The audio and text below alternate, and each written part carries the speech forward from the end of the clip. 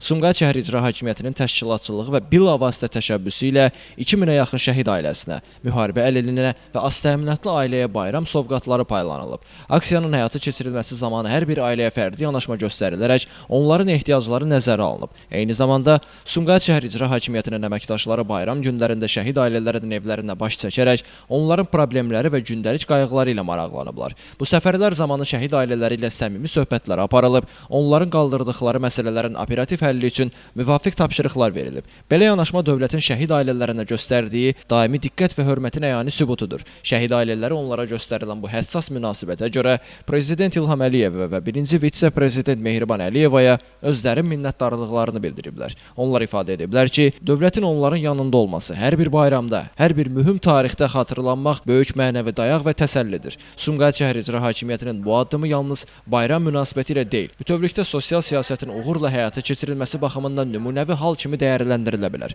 Sosial həssas təbəqələrlə işləmək, onların rifahını təmin etmək, gündəlik çətinliklərini bölüşmək və mümkün qədər onların ehtiyaclarına cavab vermək müasir dövlət idarəçiliyinin əsas prioritetlərindən biridir. Belə təşəbbüslər həm də cəmiyyətin humanist dəyərlərə sadiqliyinin göstəricisidir. Qurban Bayramı kimi əxlaqi və dini dəyərlərin təcəssüm olunduğu bir gündə bu cür sosial aksiyaların keçirilməsi ictimai həmrəyliyi gücləndirir, insanların bir-birinə dayaq olması ideyasını daha da möhkəmləndirir. Sumqayıt şəhər İcra Hakimiyyətinin göstərdiyi bu diqqət və qayğı həm də digər şəhər və rayonlar üçün örnək xarakter daşıyır. Bu sübut edir ki, düzgün idarə etmə və insan yönümlü yanaşma olduqda vətəndaşların rifahı və mənəvi rahatlığı daim təmin edilə bilər. Elvin Qudrətov, Şəmstan Fikrətli, Elbrus İsmailov, bugün informasiya proqramı üçün.